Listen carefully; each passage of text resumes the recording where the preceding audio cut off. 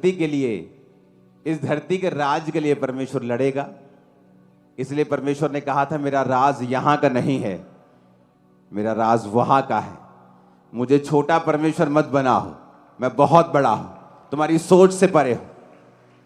तो प्रॉब्लम यह है कि जब अनपढ़ता और अज्ञानता इकट्ठी हो जाती है तो वो ऐसी बातें करती है कि क्रिश्चियन लोग लड़ाई करना चाहते हैं, क्रिश्चियन लोग क्रूसेड करना चाहते हैं। क्रूसेड शब्द में कुछ भी गलत नहीं है, क्योंकि क्रूसेड का मतलब है, जैसे इफिसियां 6 उसकी 10 से 19 आयत हम पढ़ेंगे, इसमें लिखा है इसलिए प्रभु में और उसकी शक्ति के प्रभाव में बलवंत बनो, परमेश्वर के सारे हथियार बांध लो कि तुम शैतान की युक्तियों के सामने खड़े रह सको, क्योंकि हमारा यह मल्ल युद्ध लहू और मांस से नहीं परंतु प्रधानों और अधिकारियों और उस संसार के अंधकार के हाकिम से और उस दुष्टता की आत्मिक सेनाओं से है जो आकाश में है। क्रूसेड का मतलब अगर हम गूगल पे आप भरेंगे, किसी भी जगह पे सर्च इंजन पे आप सर्च करेंगे तो उसमें लिखा a long and determined attempt to achieve change और stop something because of your strong believe. कहता है एक ऐसी अटेम्प्ट को क्या बोलते हैं हिंदी में? हाँ, ट्राई करना, जैसे अटेम्प्ट करना, ट्राई करना, काम करना, कुछ ऐसा काम बार बार करना, अटेम्प्ट करना,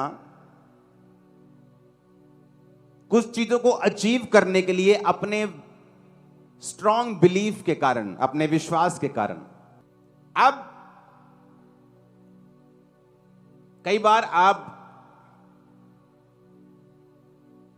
चैनल पे देखते हो, वहां पे लिखा होता है कि इस संडे बैटल होगी भारत और पाकिस्तान के बीच, लड़ाई होगी। क्यों? मैच में, क्रिकेट मैच में। लेकिन क्या होता है वहां पे? The battle between India and Pakistan लिखा होता है कि नहीं लिखा होता? इसका मतलब क्या? तोपगोलों के साथ लड़ाई होने वाली? परमाणु बम्बों के साथ लड़ाई होने वाली? नहीं। क्रिकेट में क्या होने वाली है? लड़ाई होने वाली। और अगर कोई अनपढ़ बंदा टीवी देख रहा हो उस समय बोले, कमेंट्री सुन के कि ओ कह रहे जी भारत पाकिस्तान में लड़ाई होने वाली है जी, चलो चलो तैयारियां कर लो, चक लो चक लो चक लो, सारे तलवारें चक लो। अरे बेवकूफ, वो लड़ाई भारत और पाकिस्तान की क्रिकेट में होने वाली है। अब यह समझने की जरूरत है कि जो बाइबल लड़ाई की बात कर रही है वो किससे कर रही है? उसने कहा प्रभु के सारे हथियार बांध लो। इसमें तलवारों की बात नहीं हो रही।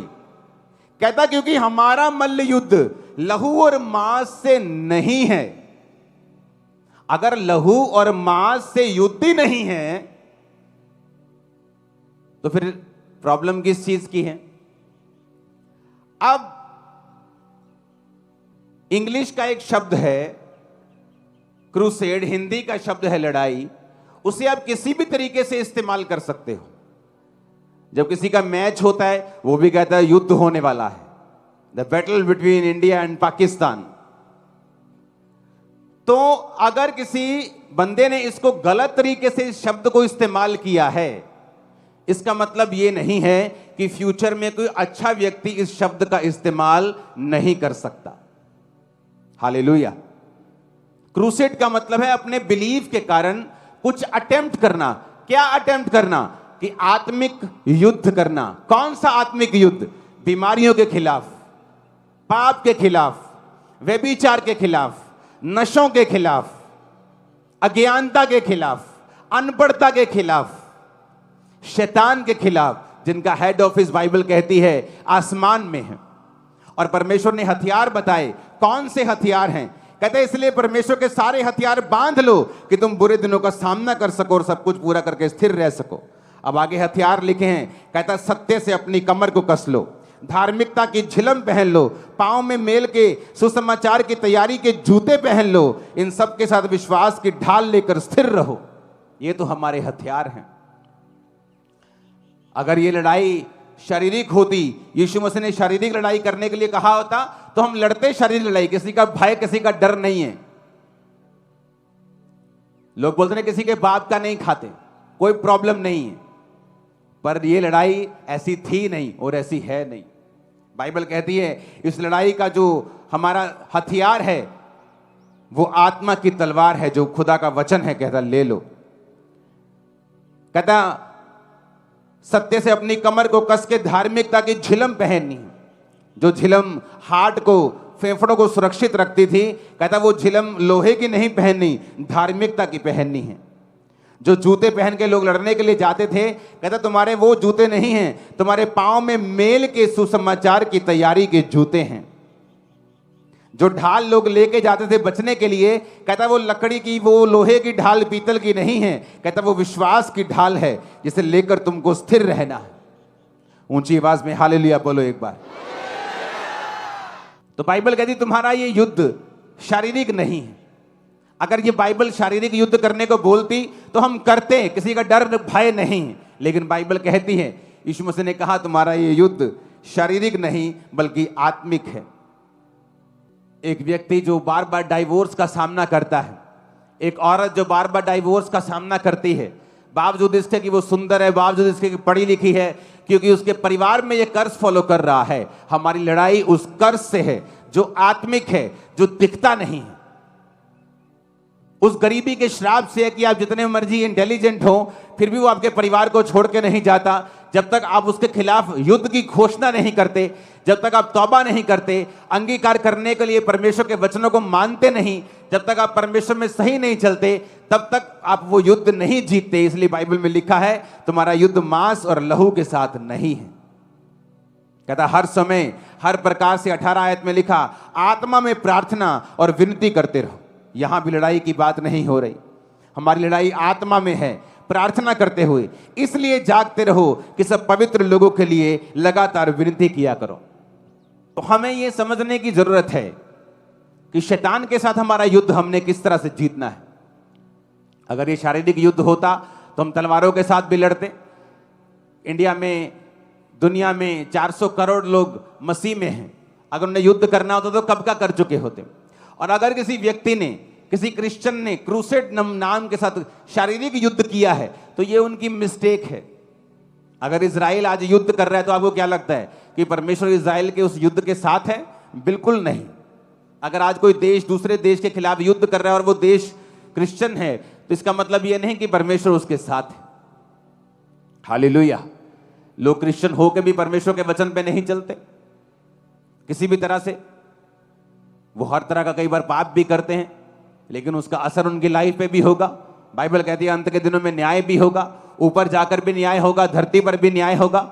तो ये तो बात पक्की है। कहते हैं अगर खुदा जिंदा है तो हॉस्पिटल में लोग क्यों मर रहे हैं? जब खुदा धरती में था तब भी उस देश में लोग मर रहे थे। वो लोग नहीं मरे जिसने उन पे विश्वास किया, वो लोग नहीं मरे जिन्होंने तौबा की, वो लोग नहीं मरे जिन्होंने अपने बालों से यीशु के पांव को धो दिया और माफी मांग ली और पापों से मन फिरा लिया। वो ना मरे, उनका परिवार नहीं मरा। ना आप मरेंगे ना आपका परिवार मरेगा, यीशु मसीह के नाम में। कहते यीशु कहां है?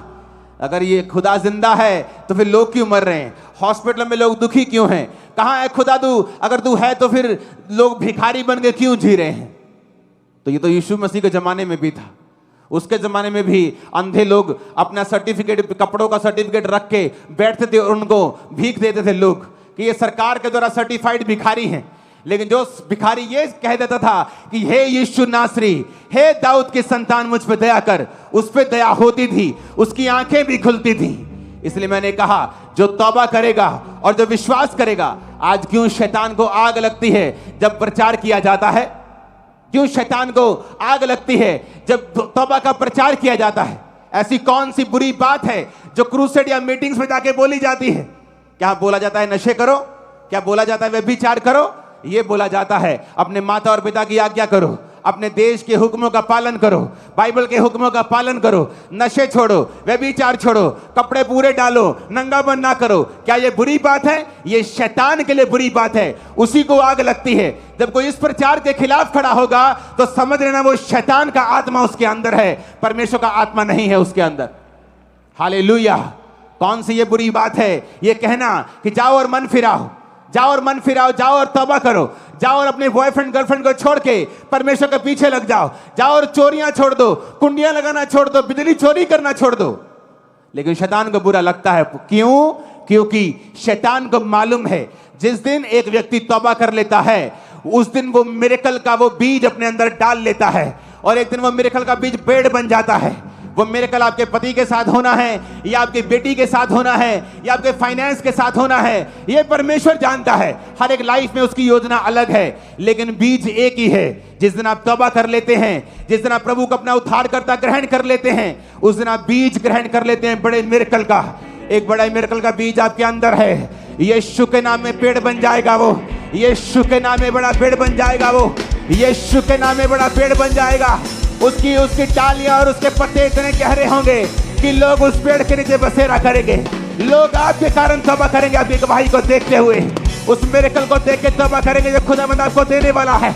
आमीन। मेरे को ऊंचे वाला चाहिए चर्च, ऊंचे वाला चाहिए चर्च। Hallelujah, hallelujah. ऊंची आवाज में हालेलुया बोलो।